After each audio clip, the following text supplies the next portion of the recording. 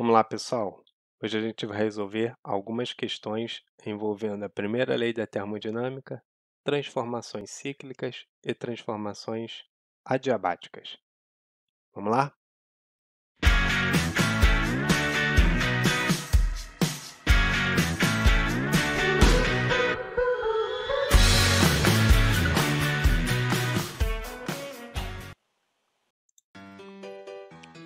Então, no nosso primeiro problema aqui, nós temos o seguinte: três processos compõem o ciclo termodinâmico ABCA mostrado no diagrama PV da figura.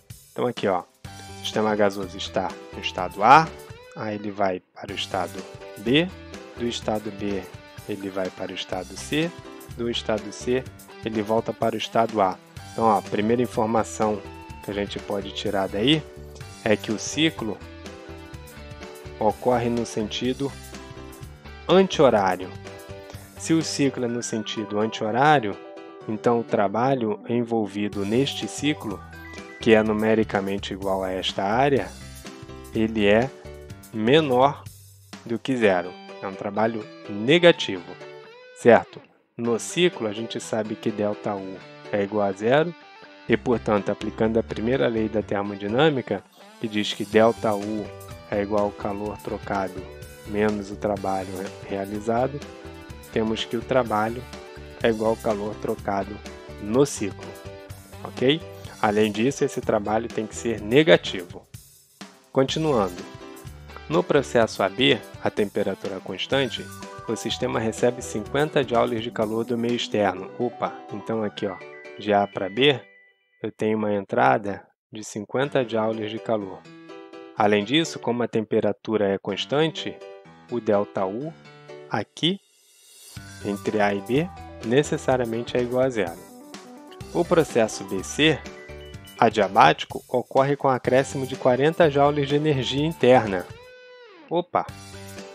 Nosso processo BC, que é adiabático, portanto, o calor envolvido neste processo é igual a zero, ocorre com variação de energia interna igual a mais 40 joules. E o processo CA ocorre a pressão constante. Sabe-se também que em um ciclo completo, o calor total trocado pelo sistema é igual a 30 joules. Bem, já havíamos visto que o trabalho é igual ao calor total trocado, isto no ciclo, já que a variação da energia interna é igual a zero. E também sabemos que neste ciclo, que ocorre no sentido anti-horário, o trabalho é negativo. Se o trabalho é negativo e é igual ao calor total trocado, e nos foi fornecido que o calor total trocado pelo sistema é de 30 joules, então o trabalho envolvido neste ciclo todo é igual a menos 30 joules. Então, esses 30 joules negativos, que é igual ao calor total, né, trocado. Esse daqui é o trabalho total e esse daqui é o calor total. Tudo bem até aí? Por outro lado, sabemos que o calor total envolvido no processo é o calor trocado no trecho AB, mais o calor trocado no trecho BC, mais o calor trocado no trecho CA. Agora a gente pode usar as informações que nos foram fornecidas, que são as seguintes. Aqui, ó, no trecho AB, o calor trocado foi de mais 50 joules. O sistema recebeu essa energia de 50 joules. No trecho BC, o calor trocado pelo sistema é igual a zero, já que eu tenho aqui um processo adiabático. Logo, como o calor total trocado é de menos 30 e o calor trocado no trecho AB vale mais 50 joules, segue imediatamente que o calor trocado no trecho CA é igual a menos 30 menos 50. Logo, isso vai dar menos 80 joules. E a gente pode guardar esta primeira informação aqui. Por outro lado, sabemos que a variação de energia interna total no ciclo é a variação da energia interna no trecho AB, mais a variação da energia interna no trecho BC, mais a variação da energia interna no trecho CA. Analogamente ao que a gente acabou de fazer para o calor, podemos substituir os valores que nos foram fornecidos. Assim, como sabemos que a variação da energia interna total é igual a zero, já que eu estou falando de um ciclo, e que no trecho AB a variação da energia interna também é igual a zero, já que eu estou falando de uma transformação isotérmica, substituindo a variação de energia interna que foi fornecida para o trecho BC, igual a mais 40 joules, segue imediatamente que zero é igual a 40 mais ΔU CA e, portanto, a variação da energia interna no trecho CA é igual a menos 40 joules. Podemos também guardar esta informação para finalmente responder à pergunta do problema, que é a seguinte: qual o trabalho envolvido no trecho CA? Aplicando a primeira lei da termodinâmica ao trecho CA, ou seja, ΔU CA é igual ao calor trocado no trecho CA menos o trabalho envolvido no trecho CA, segue que menos 40 joules é igual a menos 80 joules menos o trabalho envolvido no trecho CA. Ou seja, o trabalho no trecho CA é igual a menos 80 mais 40. Isso vai dar menos 40 joules, o que responde a nossa pergunta. Tranquilo, pessoal? Então, agora vamos fazer outro problema. Essa questão é uma questãozinha da AFA, também de transformações cíclicas. Diz assim, ó: N mol de um gás ideal possui volume V0 a pressão P0, quando sofre as seguintes transformações sucessivas. Muito bem.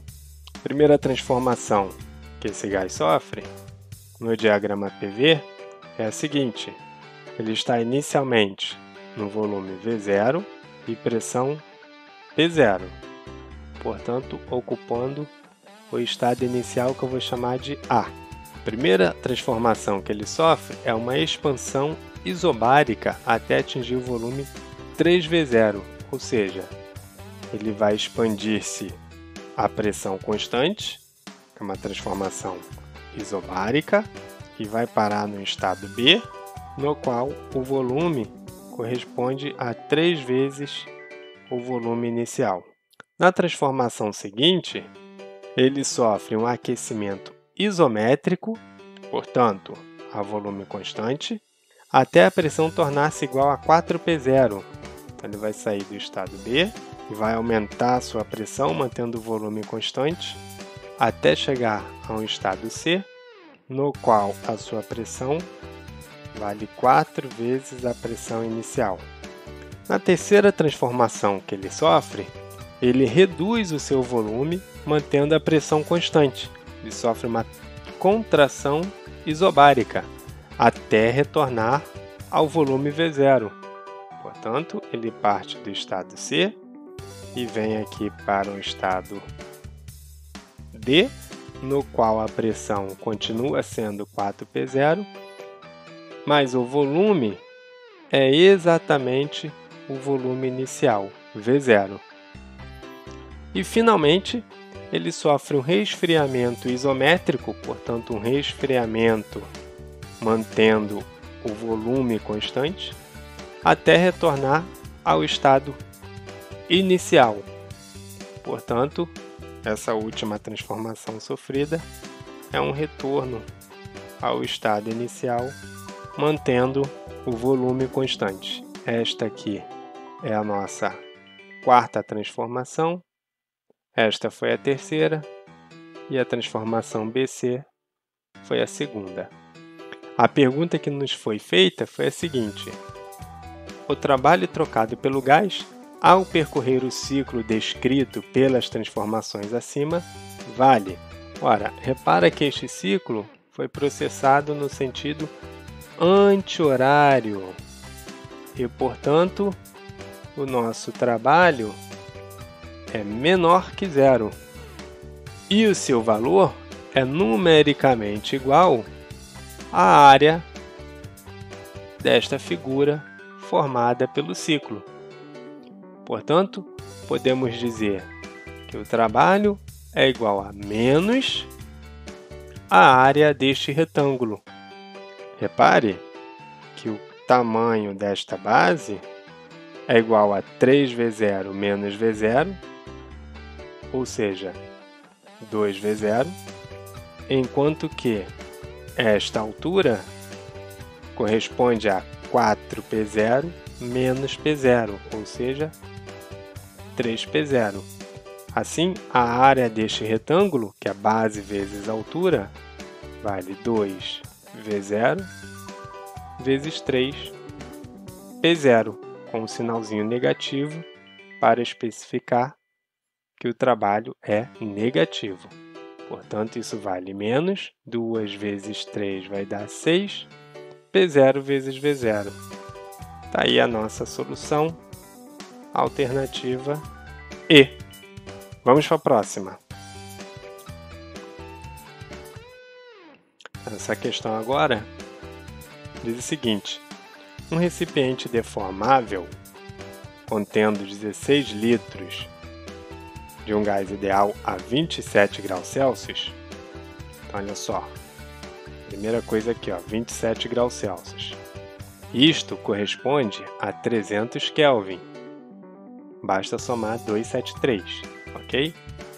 Contrai-se adiabaticamente, portanto, estou falando de uma transformação adiabática, e quase estaticamente até reduzir seu volume para 12 litros. Esse daqui, ó, volume final. E eu sei que o volume inicial é de 16 litros.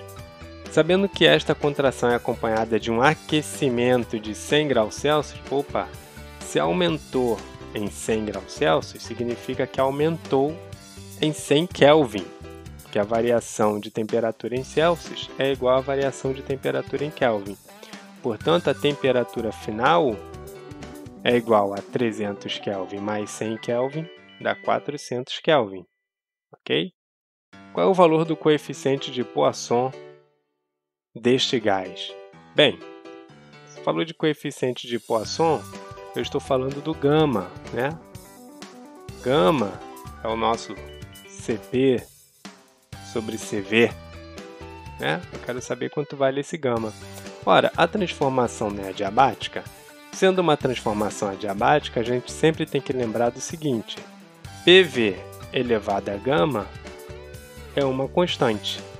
Assim, P0V0 elevado a gama é igual a P final V final elevado a gama.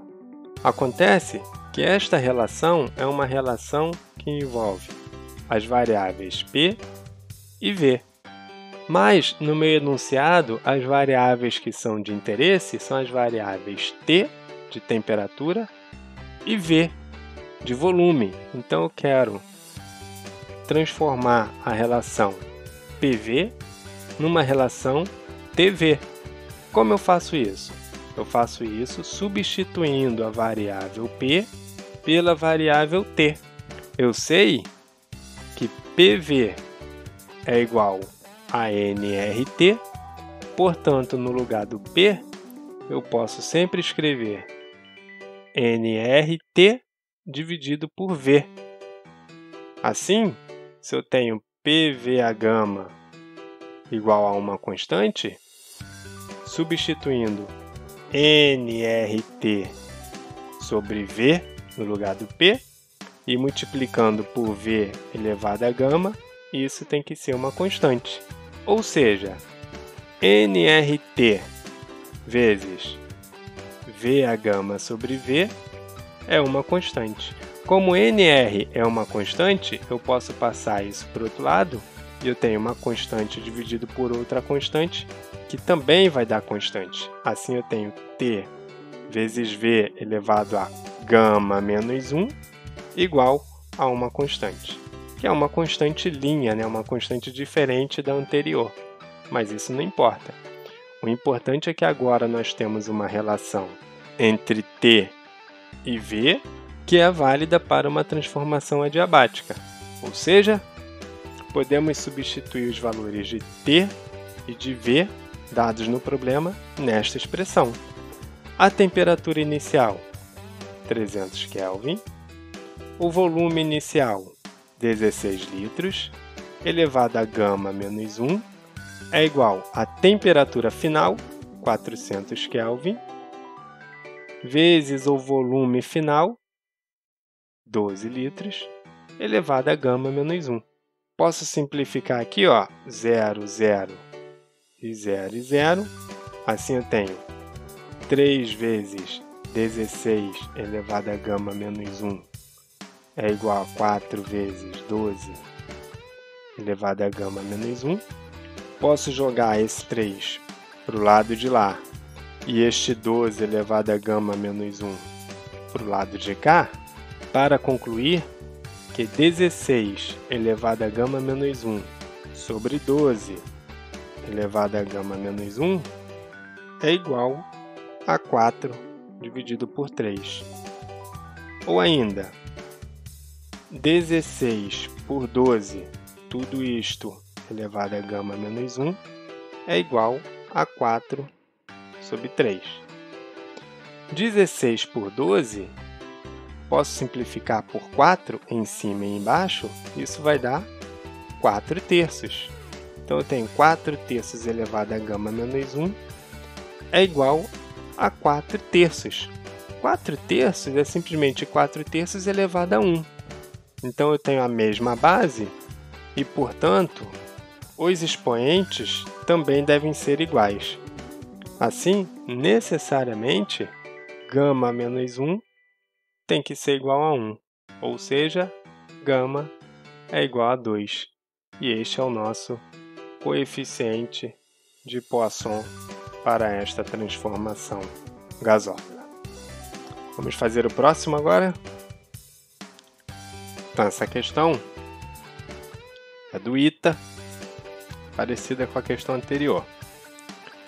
E diz assim: uma certa quantidade de gás expande-se adiabaticamente, quase estaticamente, desde a pressão inicial 2 atm e volume 2 litros na temperatura 21 graus Celsius. Ora, 21 graus Celsius, somando 273, isso vai dar 294 Kelvin, até atingir o dobro de seu volume inicial. Então, o volume final é igual a 2 vezes o volume inicial.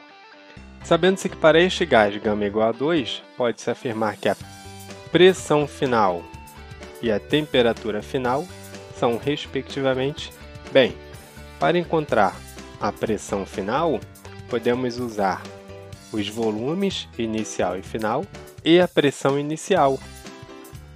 Já que a transformação é uma transformação adiabática, a relação PV/γ é uma constante, pode nos ser bastante útil, já que eu tenho que pressão inicial 2 atm, volume inicial 2 litros, γ é 2.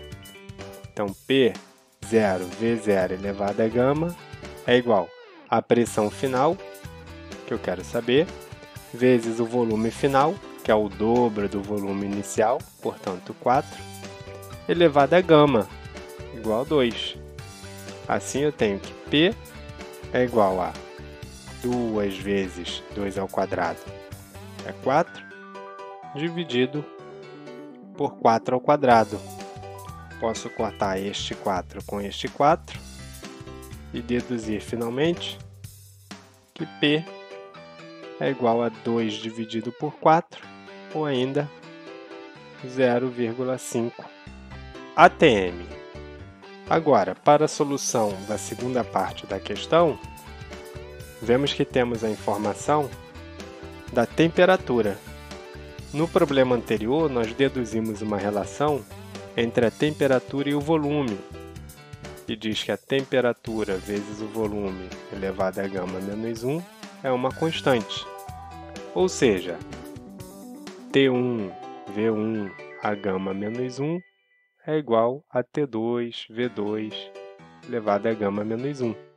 Assim, a temperatura inicial, que é 294, vezes o volume inicial, que é de 2 litros, elevado a gama menos 1, o gama é igual a 2, 2 menos 1, é igual à temperatura final, que eu quero saber, vezes o volume final elevado a gama menos 1. O volume final nós já sabemos, é 2 vezes o volume inicial, portanto vale 4. E esse 4 está elevado a 2 menos 1. 2 menos 1 é simplesmente 1, então eu tenho que 294 vezes 2 é igual a T vezes 4. Ou ainda, T é igual a 294 vezes 2 dividido por 4. Simplificando este 2 com este 4, vai ficar um 2 embaixo. Eu terei 294 dividido por 2, que dá 147 Kelvin. Se eu quiser transformar isso para graus Celsius, basta eu subtrair deste 147 o 273. Então eu tenho T igual a menos 126 graus Celsius. Tudo bem, pessoal? Questãozinha tranquila. Finaliza a nossa listinha de exercícios de hoje. Ok? Então, até a próxima!